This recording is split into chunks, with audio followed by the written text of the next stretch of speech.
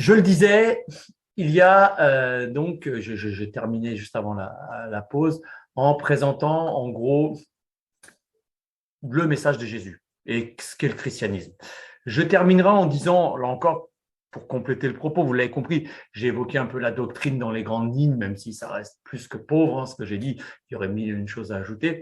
J'ajouterais évidemment que le christianisme a son livre saint, c'est important parce que, mais je l'ai dit tout à l'heure aussi, il ne faut pas mal saisir cette notion qui se compose, donc ce qu'on appelle la Bible, d'un mot grec qui veut dire le livre, et qui se compose de ce que les chrétiens appellent l'Ancien et le Nouveau Testament. D'ailleurs, l'appellation n'est pas la meilleure, il vaudrait mieux parler peut-être de Premier et de Second Testament, mais peu importe, et qui en réalité se complète. L'idée étant, enfin, c'est même pas l'idée, le fait est que ce que les chrétiens appellent l'Ancien Testament n'est en réalité rien d'autre que la Bible juive. C'est-à-dire que c'est le livre saint du judaïsme que le christianisme prend, intègre, reprend en tant que tel, à quelques nuances près, à quelques détails près dans lesquels que je n'évoquerai pas. Évidemment, s'ajoute là l'apport, j'allais dire, spécifiquement du christianisme, qui est ce que les chrétiens, évidemment, eux, appellent le Nouveau Testament. Le Nouveau Testament avec notamment, il y a 27 livres dans la plupart des églises, et sur les 27, les 4 premiers sont souvent, évidemment, vus comme les plus marquants, sont les évangiles, Evangelos, la bonne nouvelle. Et évidemment, les Juifs ne reconnaissent pas le Nouveau Testament, c'est spécifiquement chrétien. Bien. À cela s'ajoute aux évangiles, le Nouveau Testament comprend aussi, quand même un mot sur lui, comprend différents textes, pour partie authentiques, d'un personnage tout à fait à part, qui ne faisait pas partie des 12 premiers apôtres, mais qui, au fond, est pour certains vu comme le 13e apôtre, qui est bien sûr Saül de Tarse, alias Saint Paul. Paul, qui est vraiment un personnage tout à fait à part. Et là aussi, pour faire simple, encore que c'est là encore ici, il faudrait nuancer, mais passons. Il est celui de parmi, alors il n'était pas un disciple du Christ, lui, au contraire, les premiers disciples du Christ, Paul était hostile, leur était hostile, mais ensuite il se convertit, c'est le fameux chemin de Damas, en allant à Damas en Syrie, tout à coup une révélation. Et à partir de là, il va être un disciple missionnaire extraordinaire, et il est, allez, en simplifiant un peu, celui qui, non pas le premier, mais qui de manière massive va, et je finis avec ça, c'est important, retenez-le, ouvrir le message de Jésus, qui est juif, aux non-juifs. Il va prêcher le message de Jésus au-delà des limites du cercle de la synagogue du judaïsme. Et évidemment, c'est ce qui va permettre largement une propagation du message de Jésus, puisque dans l'Empire romain, il y avait beaucoup plus de non-juifs que de juifs, de manière même écrasante, numériquement, démographiquement. Voilà. Alors, ceci étant dit, qu'en est-il par rapport à notre problème? Au fond, allez, je vais le poser autrement, parce que le christianisme aborde tout. Allez, je vais le dire comme ça va choquer, mais j'estime pour ma part, là c'est mon avis, et là, en l'occurrence, je suis très minoritaire, mais ça fait partie de ma liberté d'expression, et en tant qu'universitaire et spécialiste de ces questions, j'estime que le christianisme est une religion totalitaire.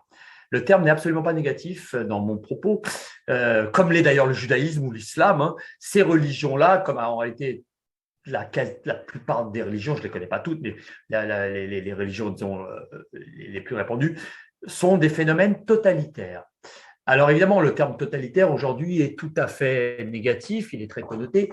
Je le prends dans son sens neutre, à savoir elles englobent tout, elles sont totalisantes, c'est-à-dire qu'elles régissent tout.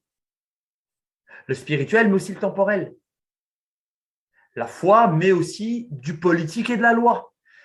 On verra après-demain, mais vous savez tous, ah mais non, le problème c'est l'islam politique. Ce n'est pas l'islam. On dit rarement, ah le problème c'est le christianisme politique, ce n'est pas le christianisme tout court. Parce qu'évidemment, ce qu'on appellerait ce christianisme politique, il n'en reste plus beaucoup en Occident. Ces propos, ces distinctions n'ont pas lieu d'être en tant que telles. l'islam comme le christianisme, différemment certes, mais sur le principe, c'est pareil, sont politiques. Sont pas que politiques, mais elles sont tout autant du spirituel que du politique, tout autant que de la foi, qu'à certains égards, plus visiblement, plus nettement, plus directement pour l'islam. Mais moi, j'estime que le christianisme, différemment, arrive au même résultat.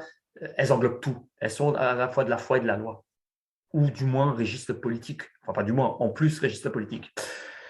C'est là l'un des principaux, je trouve, c'est là aujourd'hui, on se trouve ici face à l'une des principales mystifications, l'un des principaux, comment dirais-je, une des principales impasses, c'est-à-dire de vouloir faire croire, de vouloir à tout prix affirmer que non, les religions, ce n'est que de la foi, ce n'est que du spirituel, un rapport individuel de l'homme à Dieu.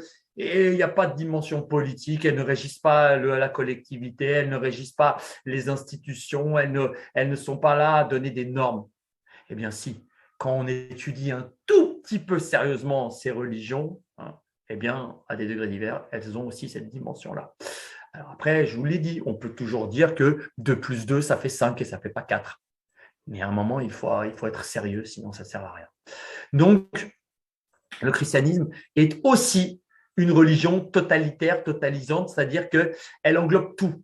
Alors, c'est là que la plupart des, comment dire, si on dit ça par rapport à l'islam, je ne parle pas évidemment des politiques, des journalistes ou une partie du grand public qui va dire ben non, des islamologues sérieux, personne ne contrerait l'idée que ne chercherait à nier que l'islam est à la fois de la foi et de la loi. Je parle des vrais spécialistes, des vrais universitaires, pas des coureurs de plateau télé ou de pseudo ou de troisième couteau qui se font passer pour des grands islamologues alors que ce n'est pas vraiment ça et qu'il ferait mieux de prendre des leçons auprès de vrais grands islamologues qui existent en France comme ailleurs mais qui ne sont absolument pas connus des grands médias. Je pourrais vous citer des noms mais ça ne vous parlerait pas forcément. Pareil pour le christianisme. Ce que je veux dire par là, c'est qu'à un moment, ce qu'il faut bien voir, c'est que le message de Dieu et ici du Christ englobe tout. Alors, évidemment, dans le christianisme, les choses se font de manière beaucoup plus, comment dirais-je, implicite, voire diffuse. Et donc, je reviens à ce que je disais à un instant, peu d'islamologues sérieux nieraient la dimension normative de l'islam. En revanche, beaucoup de spécialistes, de spécialistes du christianisme, et là des vrais, estiment que non, le christianisme n'est pas une religion politique, ou qui englobe le politique, qui englobe le normatif. Très peu, j'en fais partie, estiment l'inverse. Alors, j'ai pas, hélas, c'est pas lieu, le temps de développer mes arguments qui sont divers et variés et nombreux, mais quelques éléments, simplement quelques données vraiment très générales. Et pour ne pas être trop long, quasiment à contrario. L'un des principaux, alors voilà, on va rentrer tout de suite dans le vif du sujet. Ça passe par, alors, évidemment, vous l'avez remarqué, je ne passe pas mon temps, je ne l'ai même pas du tout fait, à vous citer des textes, des passages de la Bible ou des évangiles ou quoi que ce soit. Je vais simplement m'appuyer sur 2 versets, pas 3, 2, pour justement essayer de démontrer la pertinence de ma vision, qui explique d'ailleurs, je le fais parce que, in fine, c'est ce qui permettra de mieux comprendre ce qu'est la laïcité. Et mon propos liminaire qui était de dire que la laïcité est matricide. Bon, alors je parle, j'explique. Vous connaissez tous le passage évangélique. Alors, c'est notamment Matthieu 22, 21, pour les puristes, chapitre 22, verset 21, mais on le retrouve aussi chez Luc et chez Marc. Le passage où il est dit, où le Christ, Jésus aurait dit, rendez à César ce qui est à César et à Dieu ce qui est à Dieu. Vous connaissez tous. Bon, tout le monde a déjà entendu parler de cette chose. Et donc, tous les gens, tout, y compris, donc là, je vous parle encore une fois, il y a 2 niveaux. Il y a un niveau, on va dire, grand public, voilà. Et puis il y a le niveau vraiment universitaire. Là, on est au niveau universitaire. Beaucoup de spécialistes se fondent sur ce passage pour dire, ben voilà, rendez à César ce qui est à César et à Dieu ce qui est à Dieu. Quelle conclusion en tirent ces spécialistes? Au minimum, certains disent, eh bien, vous voyez, à travers ces propos du Christ que je vais reprendre dans un instant, le christianisme instaure une séparation entre César et Dieu. Et donc, on va dire entre le politique et le religieux. N'est-ce pas? C'est ça que ça veut dire.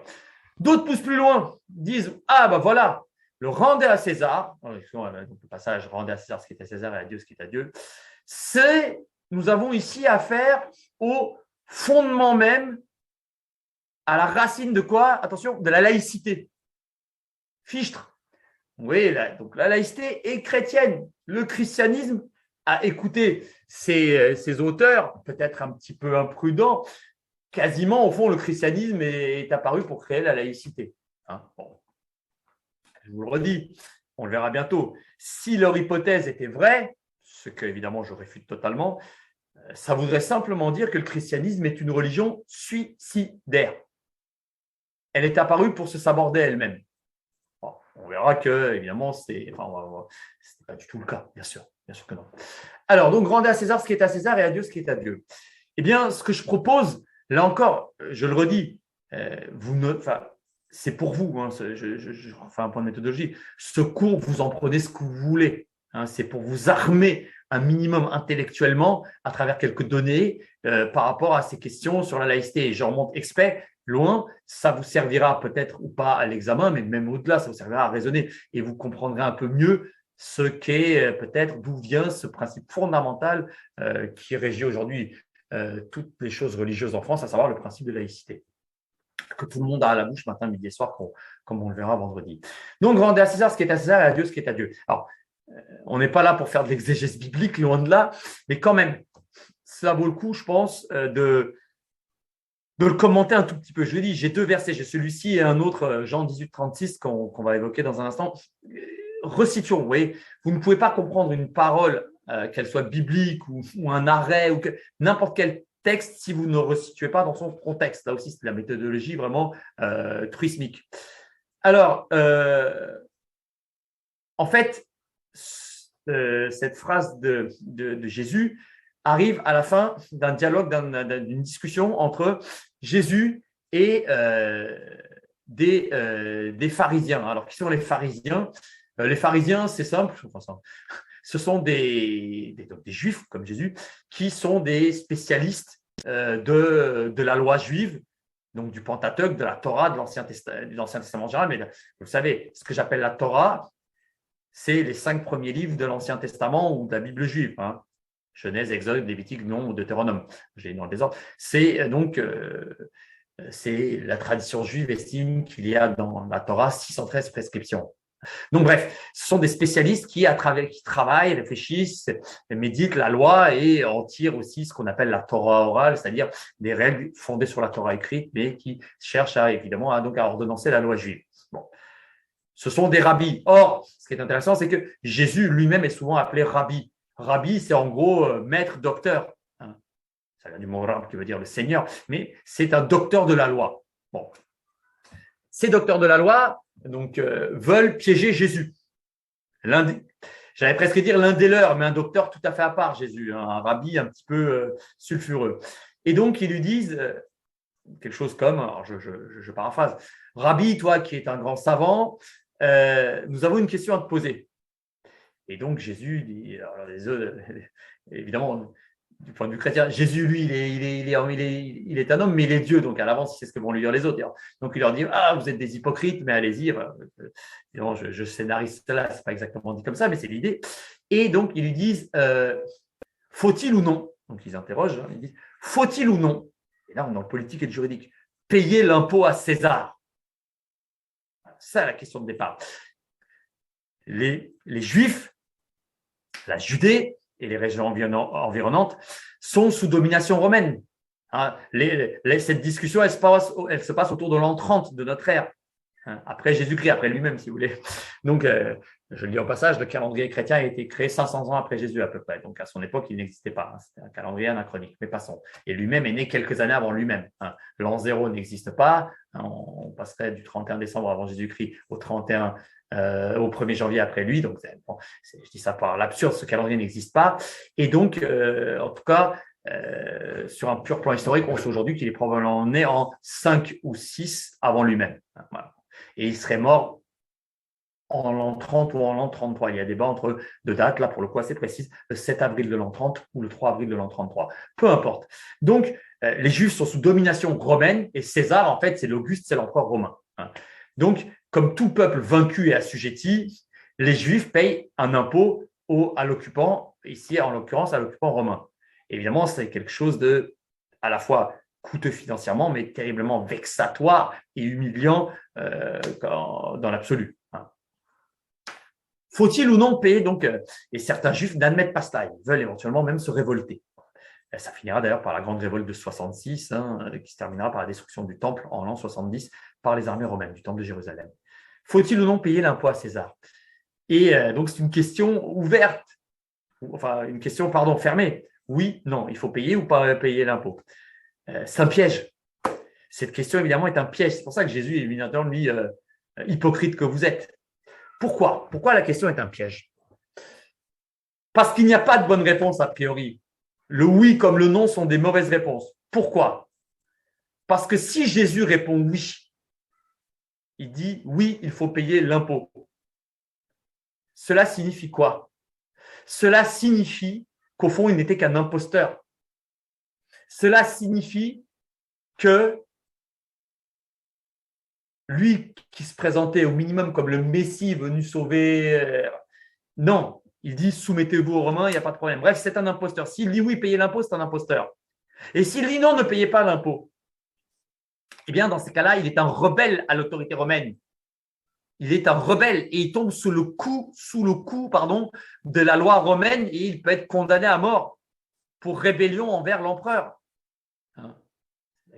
C'est la fameuse lex Iuliae, c'est un crime passible de mort, rébellion, ne pas reconnaître l'autorité absolue de l'empereur romain. Bref, vous voyez, dans les deux cas, qu'il dise oui ou non, il est perdant. C'est un piège. Évidemment, Jésus est un personnage à part et c'est là qu'il répond. Il dit, très bien, donnez-moi un denier, donnez-moi une pièce de monnaie. Et donc, ses adversaires, ils sortent une pièce, ils disent, en voilà une. Et là, Jésus prend la pièce et dit, qu'y a-t-il sur cette pièce? Qu'y a-t-il marqué? Et les autres disent, sur la pièce, c'est une pièce romaine, il y a marqué, il y a marqué César, entre autres. Il y a marqué le titre de l'empereur. Un des titres, parce que ce n'est pas le seul. C'est le titre, César n'est qu'un des titres de l'empereur. C'est Auguste, le titre le plus représentatif, mais peu importe. Et là, donc, les autres disent, il y a marqué César. Et là, Jésus leur répond, il dit, dans ces cas-là, rendez à César ce qui est à César et à Dieu ce qui est à Dieu. Voilà, vous avez maintenant le contexte. Alors, qu'en tirer de ça? C'est très intéressant parce que les auteurs, souvent, qui commentent ce passage aujourd'hui pour en faire une espèce de fondement de la séparation, en réalité, avancent des idées assez nouvelles. Enfin, c'est des interprétations qui ont tout à fait leur légitimité, mais elles sont relativement récentes, elles sont relativement neuves. Si vous allez chercher, par exemple, évidemment, mais chez un Saint-Augustin, alors je ne vais pas aller chercher n'importe où, c'est probablement le plus grand-père de l'Église latine, le berbère Saint-Augustin, c'était un berbère. Là aussi, je le dis souvent, mais l'Afrique du Nord, bien avant d'être islamisée, à partir du 7e siècle et surtout fortement au 11e, a été une terre chrétienne, a été là, en Occident, dans le monde de l'Empire romain d'Occident, la terre chrétienne par excellence. Et avant le christianisme, elle était évidemment une terre de polythéistes. Les berbères étaient les autochtones depuis la nuit des temps, et les Arabes ne sont arrivés que tardivement et les ont colonisés et ensuite islamisés. Donc là aussi, historiquement, il faut remettre les choses à leur place. Mais bon, bref, Saint-Augustin, son appréhension, son approche de cette question, l'interprétation qu'il donne de ce passage biblique est très différente souvent de ce que disent les auteurs actuels. Je ne vais pas aller jusqu'à citer le grand Saint-Augustin. Disons simplement que signifie cette phrase, cette réponse de Jésus par rapport à la question posée. Rendez à César ce qui est à César et à Dieu ce qui est à Dieu. On rend quoi à César? Sa pièce de monnaie, son argent. En gros, une des interprétations, c'est lui, rendez-lui son argent. Il veut ça. Il est l'occupant pour l'instant. Dieu a décidé que on devait, nous, Juifs, être sous domination impie et étrangère romaine. Eh bien, il ne s'agit pas de se révolter violemment. Il ne s'agit pas de se lancer dans une guerre qui serait un bain de sang. Rendez-lui sa pièce. donnez-lui, en gros, donnez-lui son argent. Vous voyez, c'est presque un petit côté, j'allais dire, au vrai sens du terme, méprisant. Donnez-lui son argent. Tout le reste, vous le donnez à Dieu. Tout le reste. Votre foi, votre cœur. Vous voyez, ce n'est pas du tout une séparation en tant que telle. C'est simplement une espèce d'échelle de principe. Je n'ose dire le terme valeur parce que ce mot est tellement galvaudé aujourd'hui, les valeurs, les valeurs, les valeurs. Voilà. Mais on n'est pas sur le même plan là. Au fond, c'est donner-lui son argent parce que l'autre option, ce serait de se révolter, ce serait une guerre tout de suite, maintenant, ici, tout de suite, là. Mais pour le reste, il n'y a pas à discuter. Tout le reste va à Dieu. Dieu des Juifs, donc à Yahvé, et donc au Dieu des chrétiens par la suite. Et ce n'est pas une séparation en tant que telle. Et j'ajoute, pour terminer, je ne vais pas être trop long, mais je pense que vous avez rarement entendu peut-être un commentaire dans ce sens-là, des commentaires, oui, peut-être, vous en avez lu, mais peut-être pas dans ce sens-là. Et puis j'ajoute, rendez à César ce qui est à César et à Dieu ce qui est à Dieu. Bien, moi, je ne vois pas le mot d'église là-dedans. Je n'entends pas le mot d'église. Je ne le lis pas. Alors attention, je ne suis pas en train de vous faire… Vous connaissez tous la célèbre… Notez-le ou pas. Vous connaissez tous la célèbre phrase du prêtre Loisy, il y a plus d'un siècle, qui disait… Attention, d'ailleurs, cette phrase est un prêtre catholique. Elle est utilisée souvent contre le christianisme et notamment le catholicisme plus spécifiquement, alors que en réalité, son approche est beaucoup plus longue et beaucoup plus développée. C'est un petit peu instrumentalisé, mais il dit quelque chose comme… les chrétiens, comment dire, les chrétiens attendaient le royaume, le règne, et ils ont eu l'Église. Bon, après il poursuit. Ce que je veux dire, l'Église en tant que telle, attention, l'Église a toute sa l'Église en tant qu'institution. D'abord, l'Église, l'Ecclésia, c'est la communauté des chrétiens. Mais ensuite, l'Église institution, c'est avec le clergé, etc. Là aussi, ce n'est pas du tout le lieu pour en discuter. Elle a sa légitimité dès l'époque apostolique. Il n'y a pas de discussion là-dessus, il n'y a pas de discussion. Il y a des textes qui peuvent vous servir de fondement. Après, qu'on trouve ça bien ou mal, c'est autre chose. Bon. Mais en revanche, je suis désolé, dans ce passage précis, on ne parle pas d'église. Donc la future, l'ultérieure séparation Église-État qui va apparaître, très bien, pourquoi pas. Mais elle n'est au mieux indirectement fondée sur ce passage. Le Christ, il ne dit pas « rendez à César ce qui est à César et à l'Église ce qui est à l'Église ». Il dit « rendez à César ce qui est à César et à Dieu ce qui est à Dieu ». L'Église n'est pas Dieu. Attention. Bien sûr, par la suite, l'Église va se considérer comme étant l'institution par excellence au service de Dieu et qui va transmettre le message du Dieu chrétien. D'accord? Mais encore une fois, c'est dans un second temps. Le passage dont il est question ici met en scène César et Dieu. Alors, il aurait fallu que je dise beaucoup d'autres choses pour étoffer le commentaire. On n'a pas le temps. Mais oui, c'est très intéressant. Donc, en gros, je résume. L'idée classique qui consiste à dire, eh bien, vous voyez, en se fondant sur, comment dirais-je, le rendez à César ce qui est à César et à Dieu ce qui est à Dieu, le christianisme instaure une séparation entre le politique et la religion.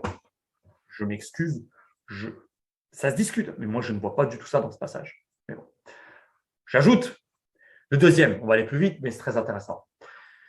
Nous sommes maintenant, oui, c'est très intéressant. Le rendez à César, il est dans les 3 évangiles qu'on appelle synoptiques, c'est-à-dire les 3 qui au fond, Matthieu, Marc, Matthieu et Luc, qui sont assez proches quant à leur contenu, même s'il y a des nuances immenses. Il y a un 4e évangile qui est très différent des 3 premiers, c'est l'évangile de Jean, a priori le plus tardif. Alors, il y a une toute petite minorité de l'historiographie qui aujourd'hui dit qu'au contraire, c'est le plus ancien. Alors, moi, je ne suis pas un spécialiste, mais prudemment, j'aurais tendance là sur cette affaire-là à suivre la majorité, mais bon, là, il y a débat, peu importe. Dans l'évangile de Jean, chapitre 18, verset 36, il y a un passage fondamental qui a, de mon point de vue, est plus important encore que le précédent, et je vais être plus rapide. Et ce passage-là, je vous le donne d'abord dans la traduction habituelle qui est mauvaise, ou du moins, mauvaise c'est excessif, mais pas assez précise. Et puis, je donnerai ma traduction, en fait, ce n'est pas la mienne, mais celle de gens bien meilleurs, bien plus hellénisants que moi encore, enfin des gens qui vraiment sont des spécialistes du grec biblique. Et vous verrez que le sens n'est pas tout à fait le même, mais c'est le sens qui nous intéresse. Ce n'est pas de savoir si le grec en tant que tel est bien traduit ou pas, c'est quel sens en tirer.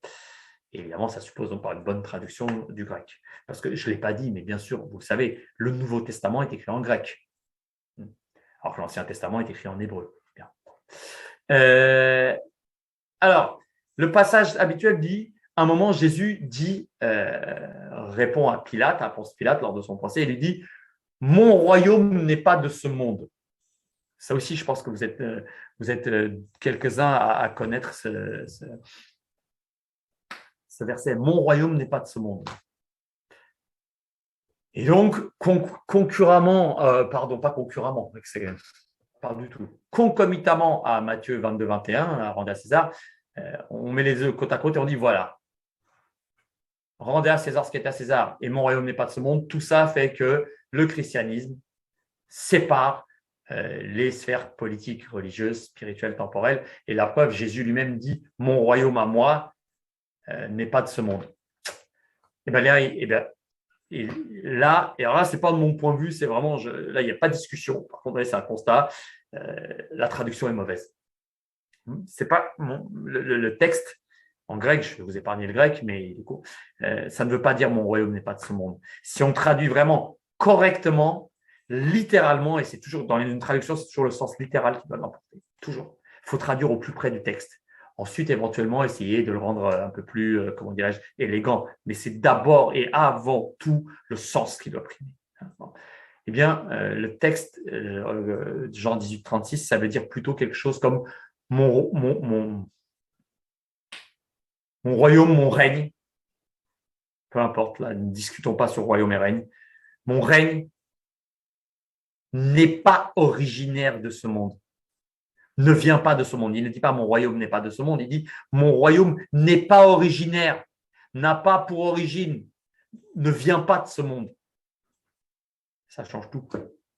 Entre n'est pas de ce monde et n'est pas originaire de ce monde. Évidemment, l'originaire, il faut le mettre entre crochets. Hein, c'est ceux qui connaissent les conventions de traduction le savent. C'est le sens, on restitue le mot grec en lui-même, ne le dit pas en tant que tel, mais c'est le sens qu'il donne. Donc le français doit l'utiliser entre crochets, mais mon royaume n'est pas originaire de ce monde. Voilà.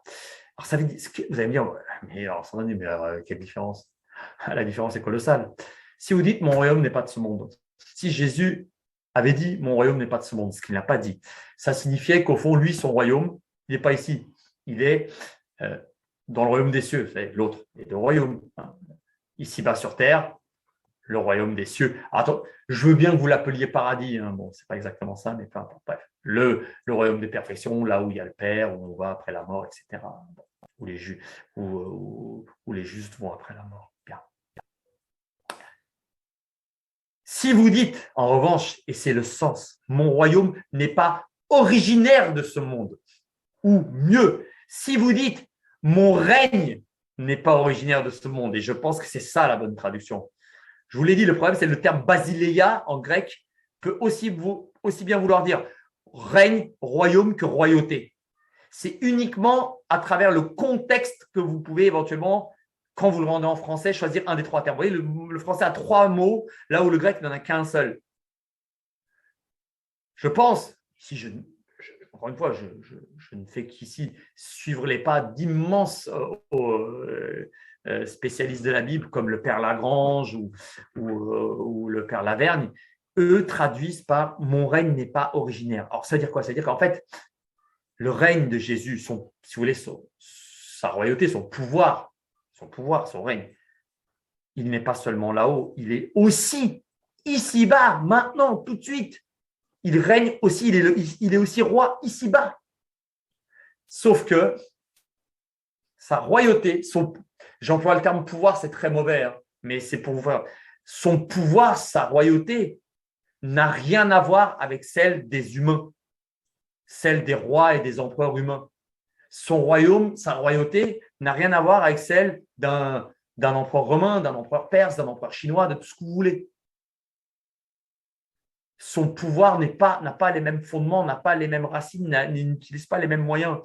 Là, au fond, je fais ça, mais je finis. Où les royaumes humains, les royautés humaines sont fondées sur la force, la puissance, les guerres, la richesse, etc., etc. Là où les rois humains restent des hommes qui peuvent être trompés, renversés, son règne à lui n'a rien à voir. son règne n'est pas fondé sur la force, il est fondé sur l'agapé, il est fondé sur la charité, sur l'amour. Et son règne ne peut pas être renversé, son règne est éternel, là où les règnes humains sont temporaires. Vous comprenez? Donc, et j'ai terminé, ça veut dire que malgré tout, son règne, son pouvoir, sa royauté, elle n'est pas simplement, elle ne s'exerce pas simplement là-haut, elle s'exerce aussi hic nunc, ici et maintenant, tout de suite.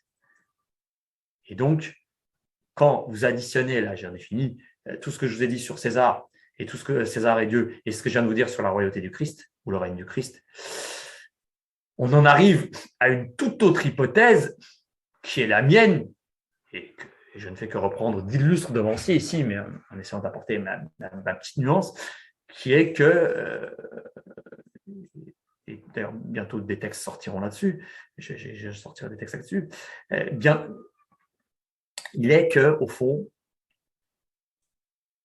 eh bien, le christianisme j'en reviens à mon propos initial, ne dispose pas en tant que tel des séparations comme ça, politiques, religieuses, pas du tout.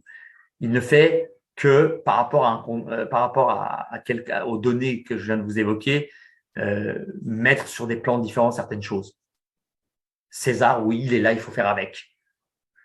Mais ça ne signifie aucunement qu'il y a une espèce de répartition des rôles entre lui et au fond le Dieu des chrétiens, évidemment, ce Dieu, ou plus tard l'Église, etc. Il y aura de facto une répartition par la suite, on va y venir, entre l'Église et l'État. De facto, il va se passer quelque chose.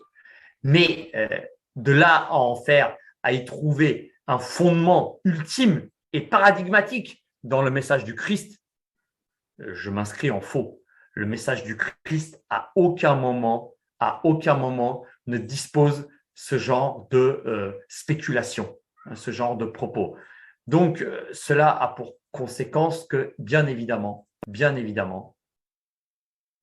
le christianisme, ici, tel qu'on peut le déduire, tel qu'on peut le comprendre à travers son livre saint, donc le fondement, la norme ultime, hein. Le christianisme a un livre saint, c'est le point de départ absolu, tout part de là, par rapport à la conduite et à la réflexion du chrétien, c'est dans la Bible. Donc, on le voit ici, je termine, la césure politique-religion, telle qu'on l'évoque classiquement dans le christianisme, est loin, très, très loin d'être une évidence. C'est pour ça que je disais qu'à certains égards, le christianisme peut être entrevu, considéré comme une religion totalisante, totalitaire. Encore une fois, le mot ici n'a absolument pas d'aspect péjoratif ou négatif comme on l'utilise aujourd'hui. Totalitaire au sens, il englobe tout. Le règne du Christ englobe tout. Ensuite, évidemment, les conséquences plus précises, politiques, juridiques, je n'ai pas le temps de les développer pour les chrétiens. Et pour les autres hommes, je n'ai pas le temps de les développer. Mais malgré tout, c'est très intéressant. Donc, vous voyez, pourquoi je vous raconte tout ça? Parce que ce n'est qu'à la lumière de ces quelques données que je viens d'avancer que l'on pourra d'autant mieux saisir ce qu'est la laïcité. Saisir à quel point, vous voyez, comprendre mieux ma phrase un petit peu provocante du début, qui est de dire que la laïcité par rapport au christianisme est comme un enfant qui tue sa mère en naissant. Vous voyez, là, on commence à mieux comprendre. On commence peut-être à les choses se dessinent. Alors justement, poursuivons notre propos. On a vu donc les deux fondements bibliques que j'ai un tout petit peu discutés pour remettre quelque peu en cause la vision traditionnelle, Église-État, séparation, etc., etc. Pour dire donc qu'au fond, comme l'islam encore autrement, le christianisme est une religion qui, dans ses fondements, ne sépare pas le spirituel, le temporel, et le politique et la religion. Une fois qu'on a dit cela, avançons. Que s'est-il passé ensuite?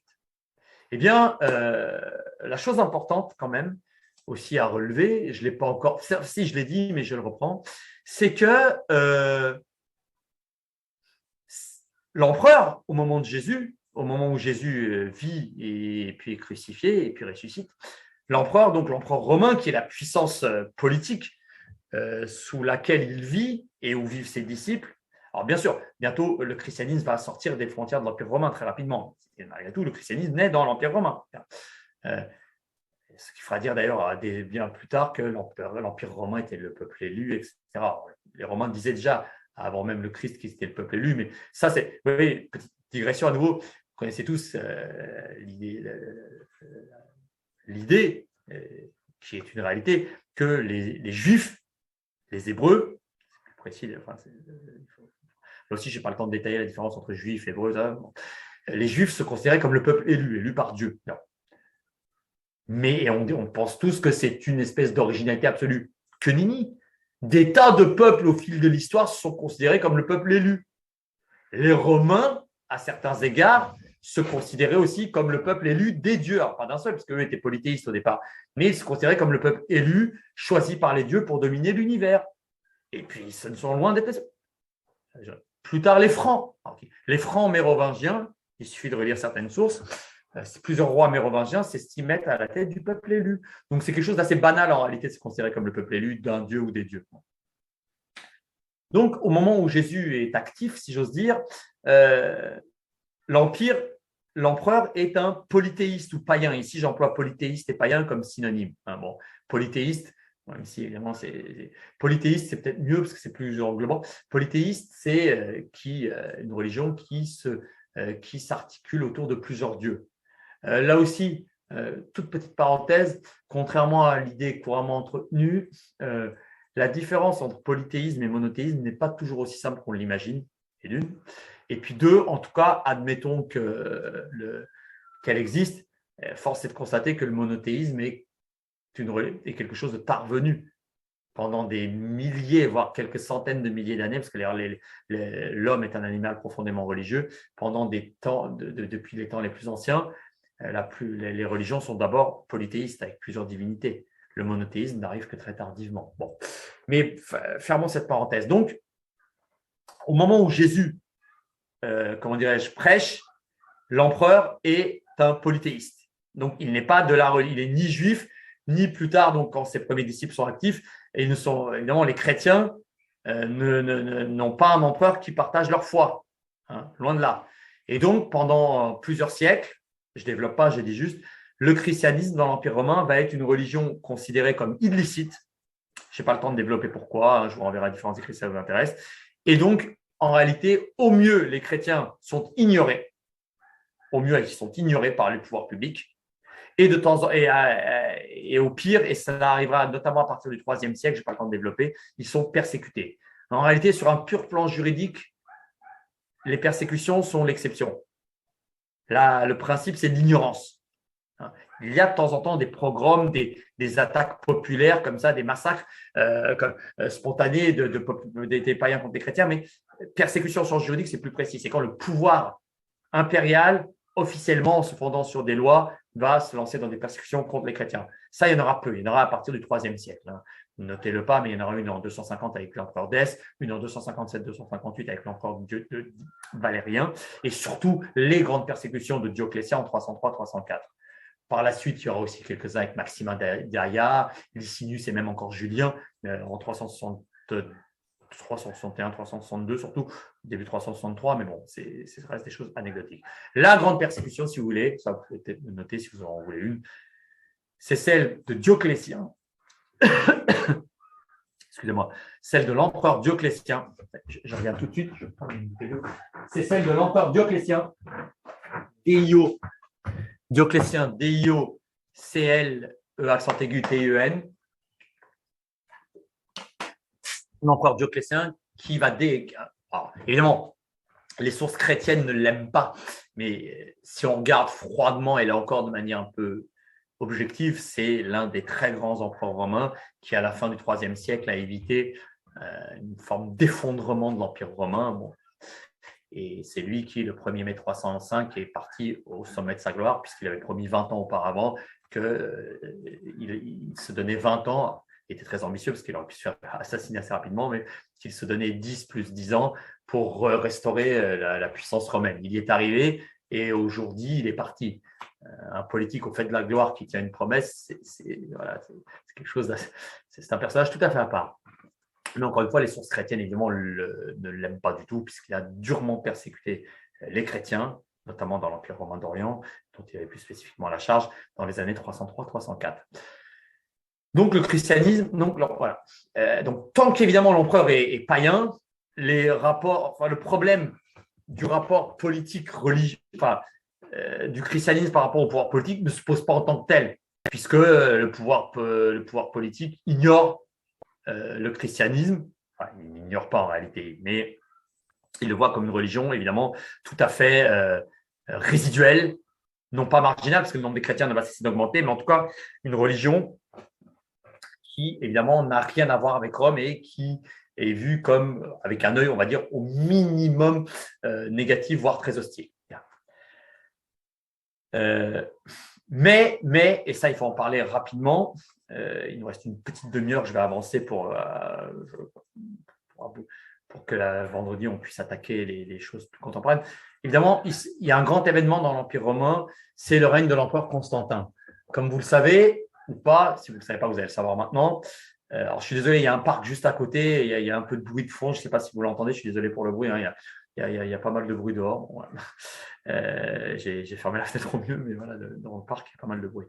Je ferme cette parenthèse purement domestique pour dire que, donc, en 312, l'empereur Constantin se convertit au christianisme. Ne le notez pas, mais le 27 octobre 312, à la veille d'une grande bataille, qui est la bataille du pont Milvius, qui aura donc le 28 près de Rome, il a une vision où le Christ s'adresse à lui, donc il bascule, le lendemain il remporte la victoire, évidemment il met ça au crédit de Jésus, c'est le Dieu des chrétiens qui l'a triomphé, et donc là-dessus il se convertit au christianisme. Bon.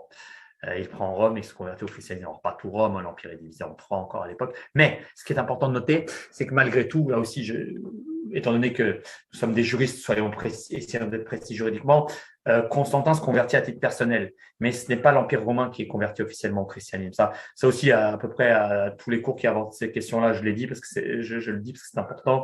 En 312 et dans les années qui suivent, Constantin, si vous voulez, devient chrétien, se convertit au christianisme, sans être baptisé d'ailleurs. Il sera baptisé sur son lit de mort. Hein.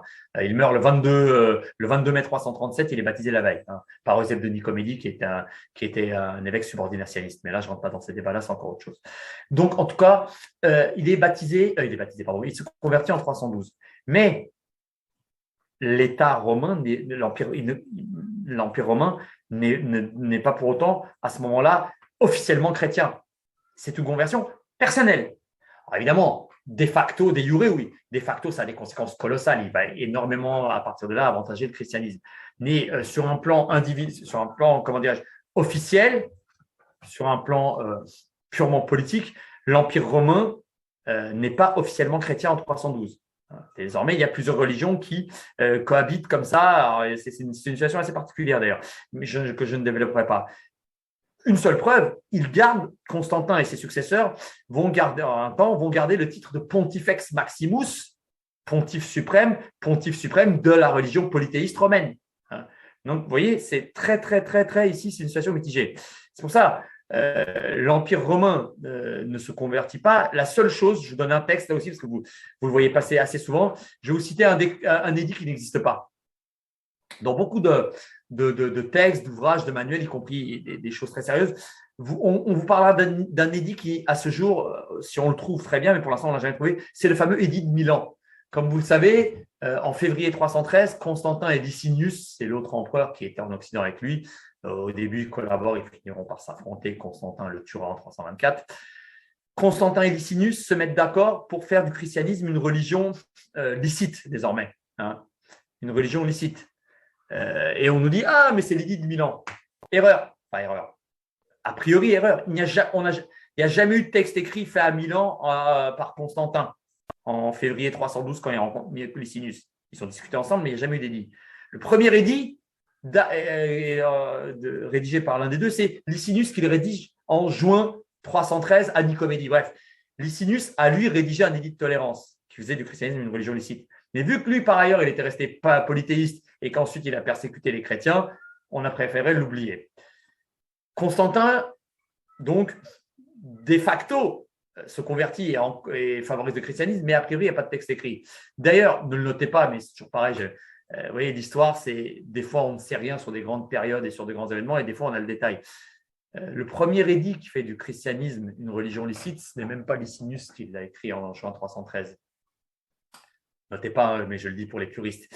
Il date du 30 avril 311 et c'est un empereur antérieur qui s'appelait Galère, qui était un polythéiste très antichrétien, mais qui, sur son lit de mort, a, pour des motifs divers et variés, sur des hypothèses que je ne développerai pas, a fait rédiger un texte qui dit en gros, eh bien, les chrétiens veulent s'endurcir et s'enfoncer dans leur erreur, eh bien, qu'ils le fassent, ils sont libres de le faire.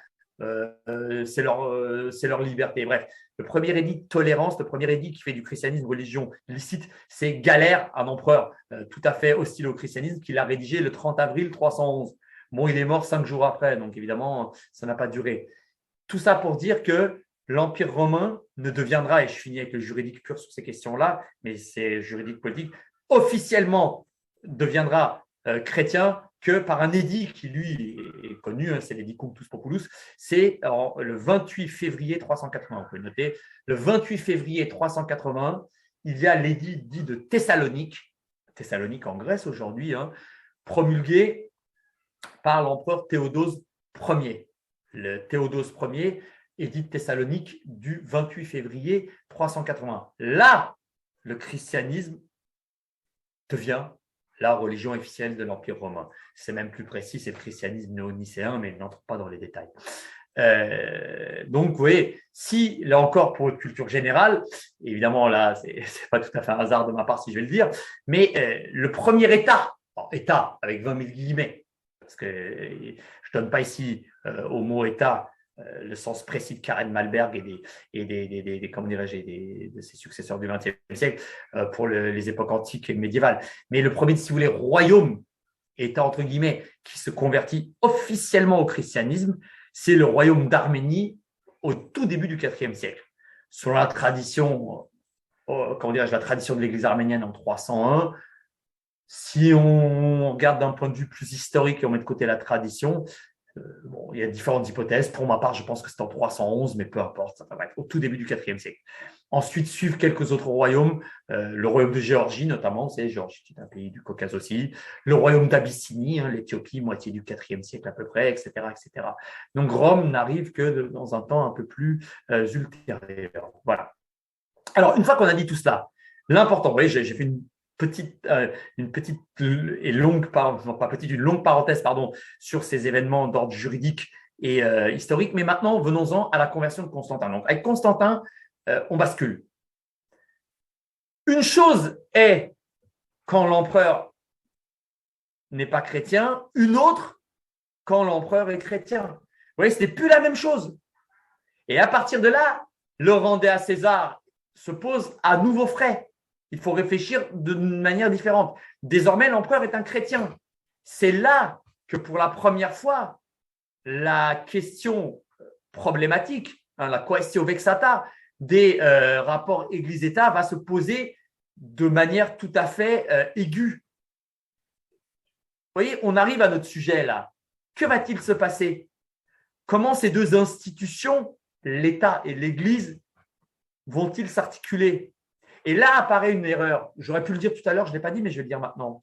Quand je disais rendez à César ce qui est à César et à Dieu ce qui est à Dieu, l'immense erreur à ne pas commettre, c'est de les mettre sur le même plan. César et Dieu n'ont rien à voir. En réalité, tout vient de Dieu. César, y compris le César polythéiste pour les chrétiens, doit son pouvoir à l'unique et vrai Dieu, le Dieu des chrétiens. César ne sait même pas d'où il tient son pouvoir. L'empereur romain polythéiste, du point de vue chrétien, tant qu'il était polythéiste, il était là parce que le Dieu des chrétiens l'avait voulu. Vous comprenez? La source de tout pouvoir, c'est Dieu. Et donc, après 312, après Constantin, vous avez l'État et l'Église.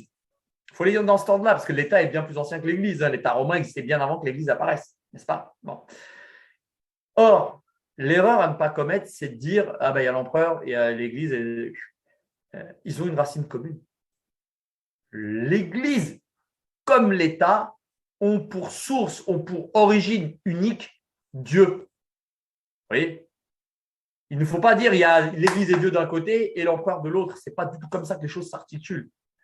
Vous avez l'empereur d'un côté, vous avez l'empereur et l'Église, deux institutions au service d'une même cause, au service d'un même but, au service d'une même fin. La marche du peuple de Dieu vers le salut, bref, la promotion du christianisme. Religion du vrai Dieu, unique vraie religion. Vous comprenez? C'est comme ça qu'il faut comprendre les choses à partir du IVe siècle. Et c'est pour ça qu'encore une fois, cette séparation entre Église et État, État-Église, elle existe, mais elle a une dimension purement, j'allais dire, organique et institutionnelle. Elle n'a aucune, comment dirais-je, elle n'a aucune dimension ontologique en tant que telle. Le but, ce n'est pas qu'il y ait deux pouvoirs comme ça qui ont chacune leur vie. Non, tout ceci est rassemblé.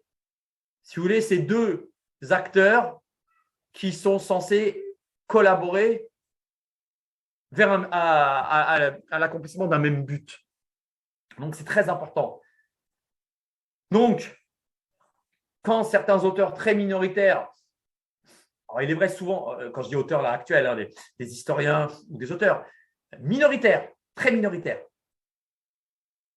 et je peux vous citer Paul Venn ou d'autres, et en général, pas plutôt à titre personnel hostile au christianisme, ou du moins pas très favorable au christianisme, disent que en réalité, le christianisme n'est pas spécialement, est loin d'être la religion qui sépare Dieu de César, eh bien moi, je suis, à titre subjectif, d'accord avec ces auteurs minoritaires. Je le pense aussi. Moi, je ne suis pas spécialement hostile au christianisme, loin de là, mais je vais raconter l'histoire. Mais je pense que ces auteurs-là ont raison. Je pense que ces auteurs-là ont raison. Ces auteurs qui disent que le christianisme est une religion tout à fait politique et que Dieu et César, en réalité, Dieu et César ne sont pas séparés et qu'au fond, l'Église et l'État, encore une fois, sont là pour collaborer pour que le christianisme se propage, s'inscrive, que les principes, je n'ose dire les lois chrétiennes, régissent le plus possible le peuple de Dieu qui est le peuple chrétien. Et que justement, pareil, les peuples infidèles, les non-chrétiens, soient missionnés pour qu'ils se convertissent au christianisme. Vous voyez, c'est une dimension globalisante, totalisante. Bien. Une fois qu'on a dit cela, alors, bien sûr, après, là, je vais aller très, très vite parce que ça, vous le lirez facilement dans des tas de manuels si ça vous intéresse. Au fil du temps, les rapports entre ces deux organes que sont l'Église et l'État vont varier selon les époques et les lieux, n'est-ce pas? Pour faire simple, le plus intéressant, c'est le tout début, avec Constantin et la suite. Tout à coup, l'Église, qui est l'institution, comment dirais-je, qui est la tête de proue du christianisme jusqu'alors, tant qu'il n'y avait pas d'État chrétien, l'institution la plus centralisée, la plus organisée dans le christianisme, c'était l'Église. Hein, alors vous savez, l'Église est composée de gens qui ont le sacerdoce, les évêques, les prêtres, les diacres, etc. Il y a les ecclésiastiques, donc ce qu'on appelle les ecclésiastiques ou les clercs, les évêques, les prêtres, les diacres et puis les ordres mineurs. Et puis il y a les fidèles, le peuple de Dieu. Hein. Si vous voulez, dans le christianisme, il y a deux catégories de chrétiens. Dans le christianisme antique et médiéval. Je ne parle pas évidemment dans le protestantisme ou des formes de christianisme plus récentes. Il y a le clergé et les fidèles. Or, et c'est là que c'est très intéressant. Quel est le mot qu'on utilise en général pour désigner les chrétiens, les fidèles chrétiens? On parle de peuple, on dit c'est le peuple chrétien. Quel est le mot grec pour dire peuple? Laos. Et le mot laïc, c'est simplement la traduction de Laos. Le laïc, étymologiquement, c'est celui qui n'est pas un ecclésiastique, c'est un chrétien, mais qui n'est pas un évêque, un prêtre ou un diacre. D'accord? Le terme laïcité, lui, ça n'a rien à voir. Il n'apparaît qu'à la fin du 19e siècle. C'est un terme tout nouveau français. Ça, oui. Mais le terme laïque, L-A-I-C ou L-A-I-Q-U-E, est un terme très ancien. Enfin, très ancien, c'est un terme français qui n'est qu'une traduction du grec laos, qui veut dire le peuple. Ici, le peuple chrétien. Voilà, donc vous voyez, les choses commencent à se mettre en place, je pense. À partir de là, donc, Église-État, à l'époque de Constantin, au départ, les rapports sont très déséquilibrés. Vous avez d'un côté quoi? Vous avez la res publica. Moi, j'aime bien utiliser le terme res publica pour parler d'État à Rome. La res publica, la chose publique, c'est l'État. Attendez, ah oui, non, la res publica, c'est l'État, c'est l'État. Donc, l'État romain est vénérable, il est ancien, il existe depuis des siècles et des siècles. Il y a eu la période républicaine, la période impériale, après il y a eu la période monarchique, etc. L'Église, c'est plus nouveau. Donc, au départ, les rapports sont très déséquilibrés. Il y a, allez, je fais très, très simple, ça mériterait 1000 nuances, mais on n'a pas le temps.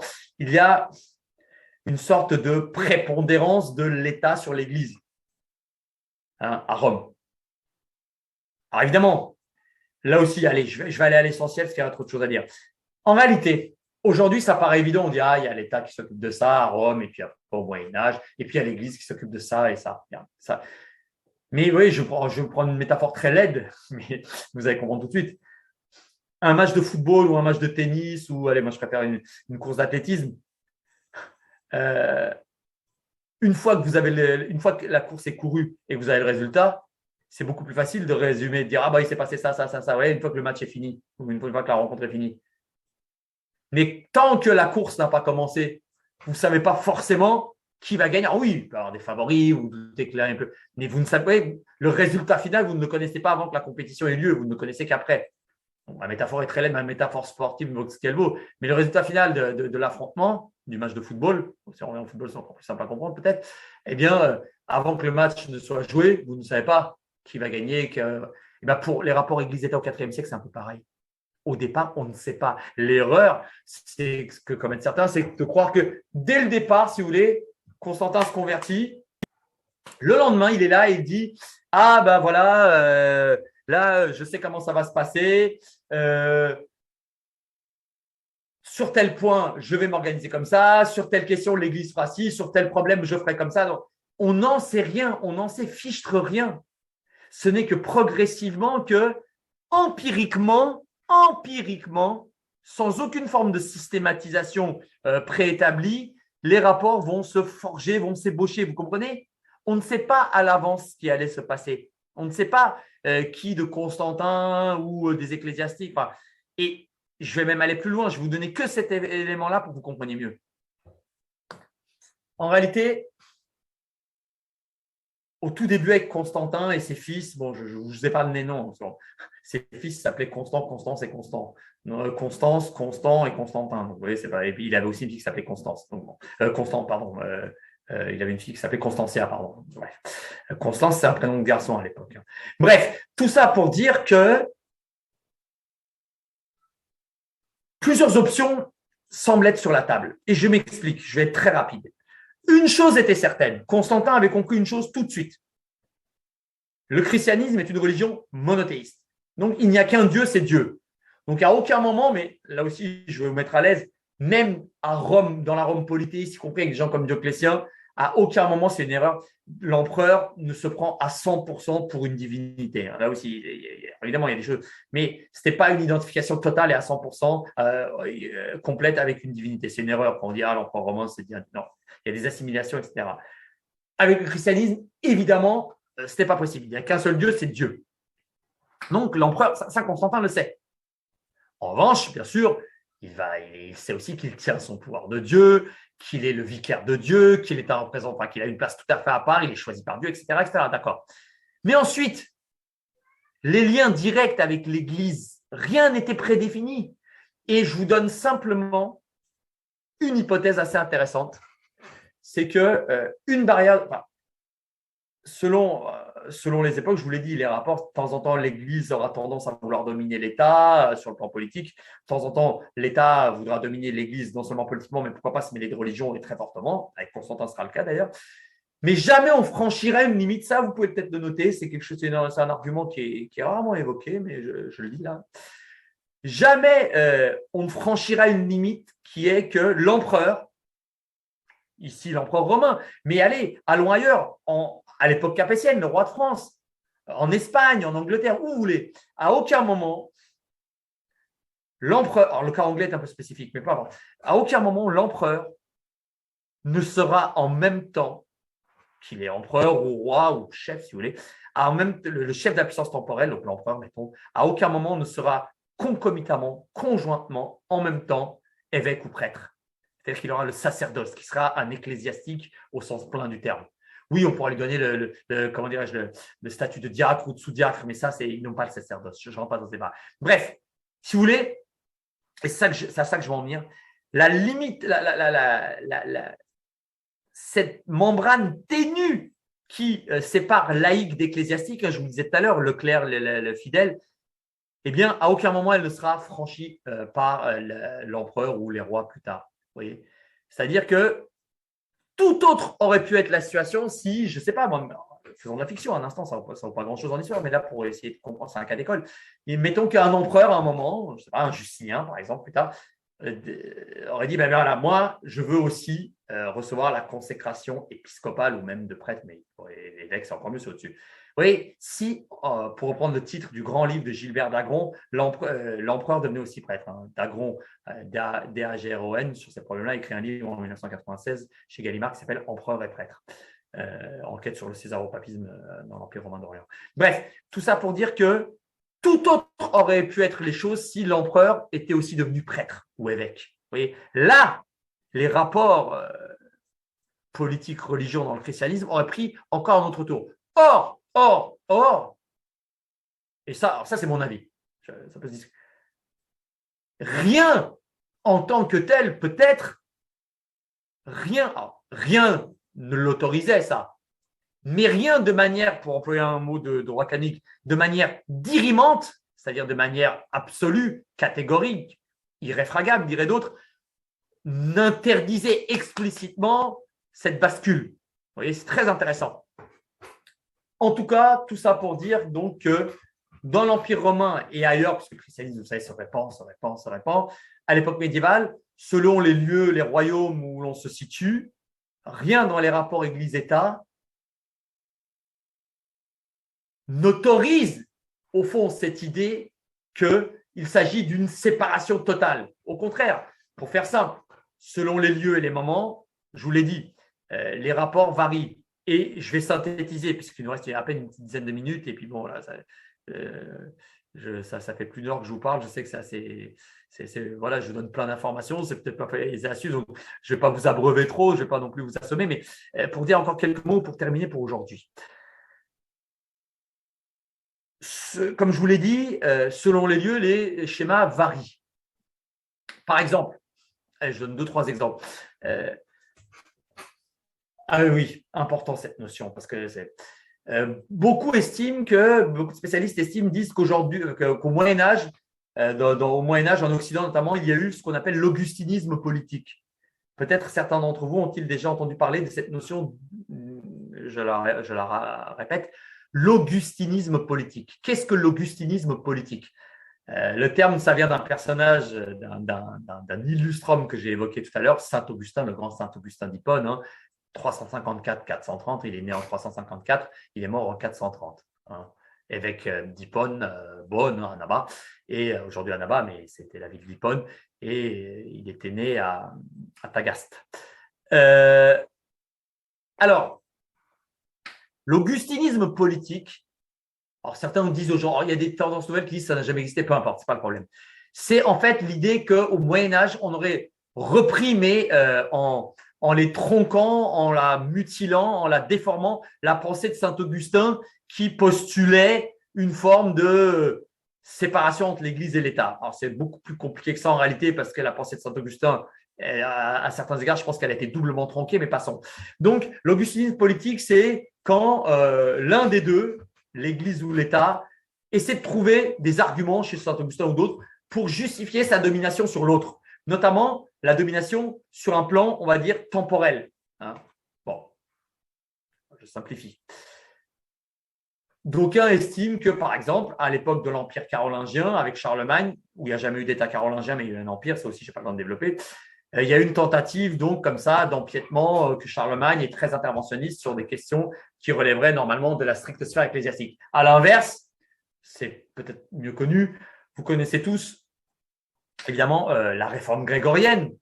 Au Moyen-Âge, là aussi, je suis obligé d'aller très, très vite quand l'Église tente de mettre fin à son espèce de déclin, de déréliction même, au 9e, 10e, au 10e siècle, début 11e, et où, grâce au monde des moines, grâce d'abord à Cluny, puis le monde des monastères, l'Église redevient un phare de la chrétienté occidentale. Vraiment, l'Église retrouve son rôle qui devait être le sien initialement. Mais là, certains papes vont en profiter pour tenter d'asseoir leur pouvoir. Alors, religieux, il n'y avait pas de problème. Tous les rois et empereurs admettaient que sur le pur plan religieux, même si en réalité, là, c'est pas dire exactement ce qui est religieux et dire exactement ce qui est politique est très compliqué, voire même impossible. Mais admettons, disons qu'en gros, le chef spirituel de l'Occident, c'est le pape, ça, tout le monde l'admettait. L'empereur germanique, le capétien, le roi d'Angleterre.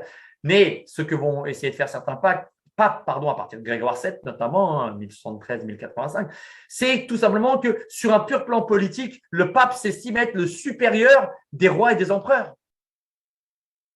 Donc voilà. Et là, en fait, pour résumer, pour aller au plus simple, cette césure organique, au mieux, c'est de la cohabitation et souvent, c'est de l'affrontement. L'Église et l'État passent leur temps à s'affronter. Bon, j'exagère, s'affrontent très souvent, on va dire. Elles collaborent aussi, bien sûr, notamment s'il y a un adversaire extérieur. On le verra notamment avec l'islam, hein, que ce soit avec évidemment l'expansion musulmane, on le verra vendredi, où l'islam se développe et les conquêtes militaires immenses, Al-Foutou, hein, qui commencent dès 630 et qui vont ça augmente à partir de 634-35 et vont du centre de la Gaule jusqu'à la Chine, donc des conquêtes explosives. Face à ça, donc il y a ensuite des réactions chrétiennes avec les croisades, etc. On verra tout ça, qui sont une espèce de contre-attaque chrétienne de l'Occident en Orient. Bref, tout ça pour dire quoi? C'est que selon les moments, il y a cohabitation, mais aussi souvent affrontement entre l'Église et l'État. Mais, et c'est à ça, et on va terminer avec ça, mais cela ne veut absolument pas dire que, l'un et l'autre, ces deux organes, ce ne sont que des organes. Ce ne sont que des organes, j'appelle ça des organes, des institutions, si vous voulez, ne sont pas l'une comme l'autre totalement fondées, soumis pour moi, au pouvoir de Dieu, qu'elles n'ont pas pour source unique, ultime, Dieu, le Dieu chrétien, le Christ, si vous voulez aussi, hein, le Père, le Fils, le Saint-Esprit. Je n'ai même pas parlé tout à l'heure de la Trinité, mais oui, le christianisme, c'est un monothéisme qui s'articule autour de trois personnes, le Père, le Fils et le Saint-Esprit. Je n'ai pas le temps de développer, mais c'est vraiment un seul Dieu qui s'exprime en trois personnes. Mais ça, c'est des développements d'ordre christologique, c'est dans d'autres cours, je ne peux pas le développer ici. Il y a théologique et christologique, pardon. Bref, donc, tout pouvoir vient de Dieu pour l'Église comme pour l'État. Et tout est organisé autour du christianisme. Le christianisme innerve, alimente l'ensemble des institutions, l'ensemble des lois au sens générique. Ici, j'emploie le terme loi au sens pas précis actuel, mais loi au sens de règles normatives en général, du droit, si vous préférez. Donc, vous voyez, tous ces exemples de l'Antiquité tardive, du Moyen-Âge et à la lisière de l'époque moderne montrent que le christianisme, bien sûr, s'articule avec deux organes. Oui, il y a un État, oui, il y a une Église. On verra dans l'Empire califal musulman, on verra beaucoup plus vite, mais il n'y a pas exactement l'inverse. Il n'y a pas l'équivalent d'un État qui serait le calife et d'une Église. Du moins, je parle dans le monde sunnite. Dans le monde chiite, c'est encore autre chose. Mais, encore que, j'en dis juste un mot là pour dans l'Empire califal sunnite, très tôt, très tôt, de facto, pas de jure, mais de facto, se fait une répartition des rôles entre, oui, d'une part, le calife, commandeur des croyants, chef politique, chef militaire, et de l'autre côté, chef religieux, en théorie, oui, aussi, commandeur des croyants. Mais de l'autre côté, il y a des oulémas, c'est-à-dire des savants musulmans, des juristes, c'est pratiquement tous des fuqaha, des jurisconsultes, qui, dans les faits, sont une espèce de pôle un peu informel, mais qui a une sorte de mainmise sur le droit religieux, ce qu'on appellerait nous le droit religieux, qui est le droit tout court en islam, et même dans le christianisme, le droit religieux et en réalité de la chose religieuse. Donc, de fait, en islam aussi, même sunnite, en réalité, mais je ne dis pas plus parce qu'il faudrait que je développe et on verra ça vendredi, il y a presque deux organes. Vous voyez, donc le problème, le calife et ces espèces de grands juristes, ces grands oulémas. Donc, ce n'est même pas un problème d'organes. Le vrai problème, il n'est pas là. C'est la place des grands principes, des préceptes donnés par la religion, allez, j'ose presque le mot, par la norme religieuse. Or, dans l'islam, on le verra, c'est très net, mais même dans le christianisme, dans le royaume capétien, dans l'Empire romain d'Orient, dit byzantin, Mais les grands principes du christianisme sont les fondements absolus de tout le dispositif normatif et même politique qui régit ces empires ou royaumes. Hein. Voilà. Donc, c'est pour ça que c'est important de voir un peu ce qu'il faut entendre par la place du politique, la place du droit dans le christianisme pour mieux saisir comment a pu se développer ce que j'appelle moi cet enfant non désiré qu'est la laïcité. Voilà, j'arrête là-dessus pour aujourd'hui. Donc, alors, si vous avez des questions, des choses comme ça, gardez-les. Et sauf, a priori, il n'y aura pas de problème. Nous nous voyons donc après-demain, vendredi, pour une séance de 14h à 17h au Panthéon. Voilà. Bonne soirée à tous et à vendredi. Au revoir.